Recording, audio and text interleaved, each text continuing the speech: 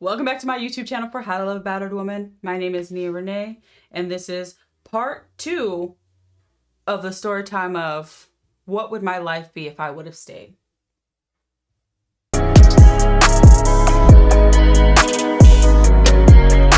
So, as I started getting sicker, the red flags just started getting worse. The berating, the anger, the yelling, the screaming, the violent outbursts started to get worse. The gaslighting intensified, and it was a situation where I just slowly started to feel like I was losing who I was. I was losing who I was. I didn't know where I was supposed to go. I was embarrassed. I was ashamed. I was stressed out. I had full-on anxiety because I didn't know how to tell anybody that I was yet again in another abusive relationship. There was a situation where I had done a really big, birthday celebration, planned a really big birthday thing for my ex for his 36th birthday. And I'd made up a whole an entire itinerary where all it had was addresses and didn't have the names of anything, and he drove. So, he's putting in the addresses and taking us to all of these different places. And I ended up getting us a really cute, VRBO in the mountains with a gorgeous view. We went and did a hike. Oh goodness, I can't think of the mountains right now. We went on a hike, and then we had dinner by, it was a bit cold, but we had dinner by a waterfall indoors, but it was gorgeous. And it was a 3-day weekend getaway. And I ended up, shame on me, I ended up getting a sinus infection. And of course that made him angry. That made him so mad because he wanted to engage in physical activity. And because I had a fever and I was sick, he was upset. And I understand.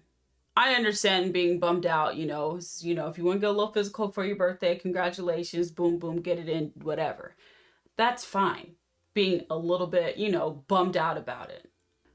This man turned into the full-on Incredible Hulk at 2 o'clock in the morning, screaming at me because he said that we were on a romantic getaway weekend and he just didn't understand why there wasn't any romance happening. I just don't understand, and was literally screaming at me. He was so angry to the point where he had to go take a walk at 2 o'clock in the morning in the middle of the mountains because he was that upset.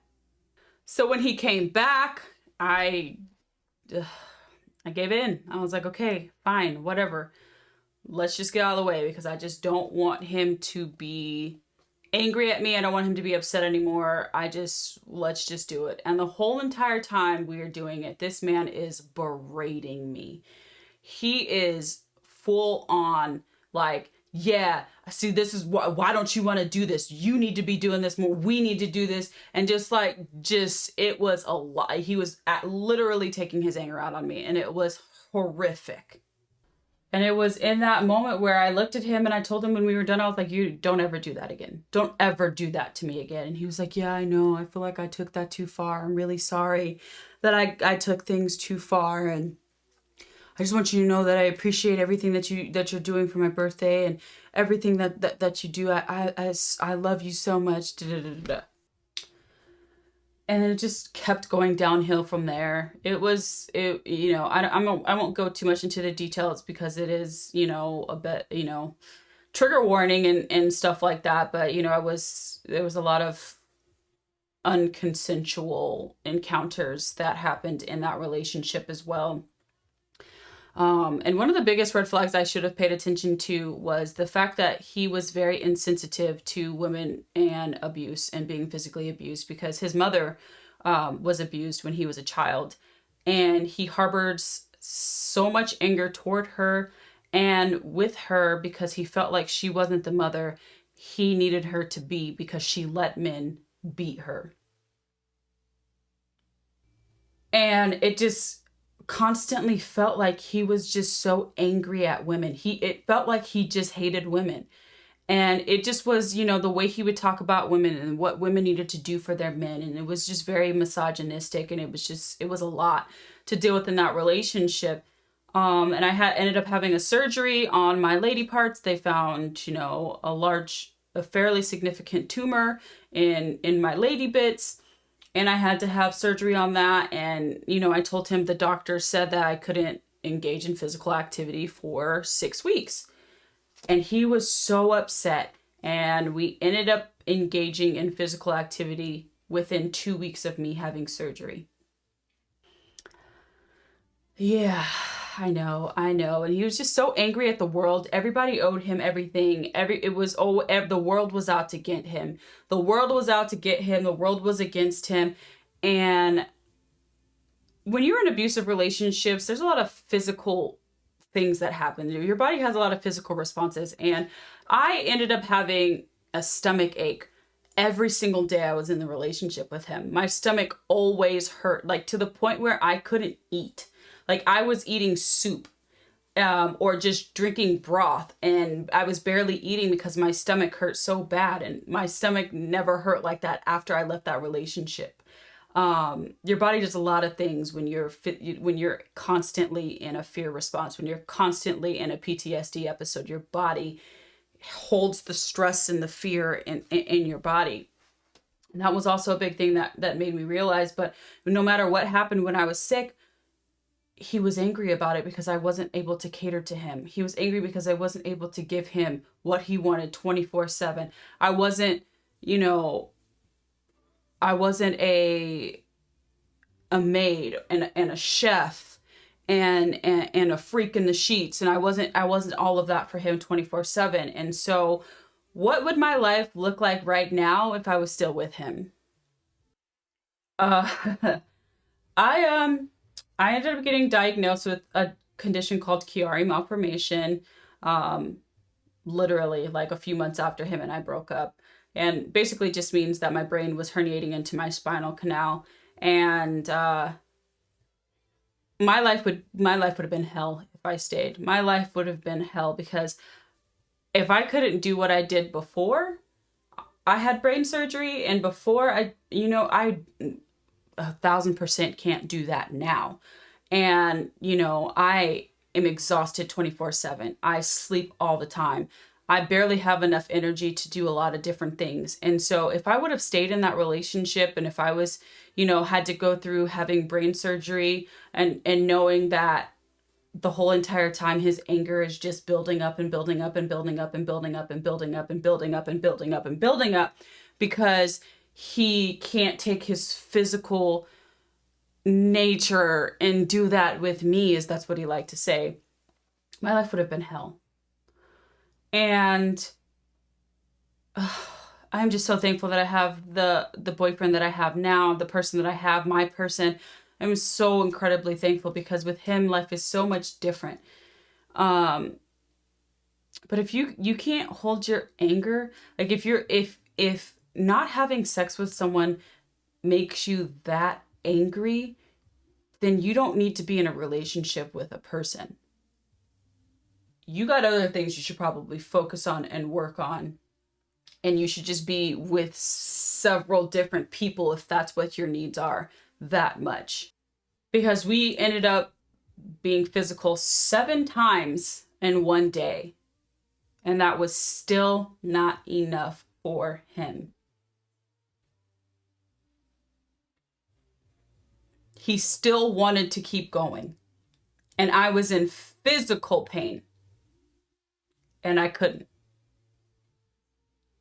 So yeah, that's what my life would look like now is that it could have gotten to the point where maybe he was starting to get physically abusive. It could have been pushed to the point of him becoming physically abusive because there are so many times that he would hit things or throw things and slam things. And he was a big dude too. Like I was tiny in comparison to him, and I'm usually not small in comparison to other people. I'm 5'8". Well, I was 5'8" until I had neck surgery, but whatever.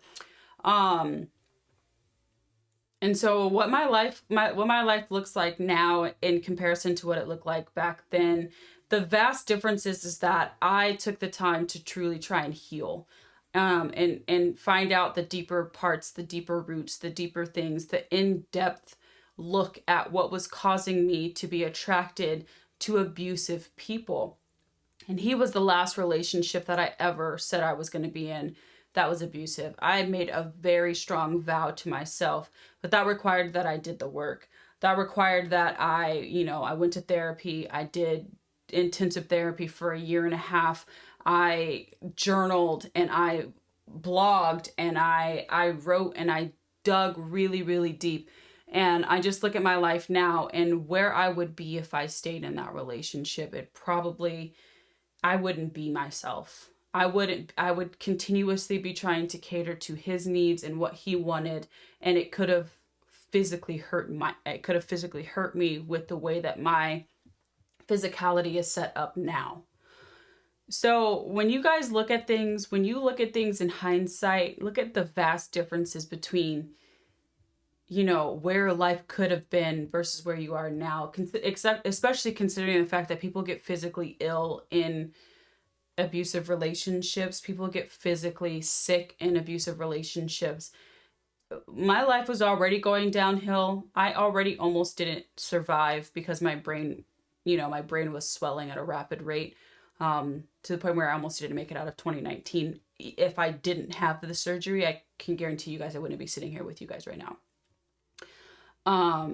But with what the physical stress that is caused to the body, it could have been a wrap for me. And I'm not saying this to make anybody feel sad or trigger anybody. I apologize if I'm triggering anybody, but it's important for me to provide you guys with certain details and realization of what abusive relationships versus healthy relationships do, which is why I do the videos that I do with healthy versus abusive relationships, because you guys should see what it looks like on the other side. And for me, it's amazing and it's incredible to be on the other side. And I still struggle. I still struggle a lot. But I'm still here. I'm still here, and it makes me very happy that I'm able to talk to you guys and bring these stories to you guys and give you guys just a much deeper look into my life and the abuse that I was subjected to. And although it was, this relationship, I wasn't struck or hit, I still endured a lot emotionally and physically and mentally. The verbal abuse was bad. The sexual abuse was bad. It was bad. And I'm just very thankful that I'm able to get to the point where I am to have these discussions with you, and bring you these stories, because I want you guys to see the other side. I want you to see that I made it out. I made it out alive, and not many people get to make it out of those situations alive. But yeah, my life would have been a lot different if I would have stayed. It would have been a lot different if I would have stayed.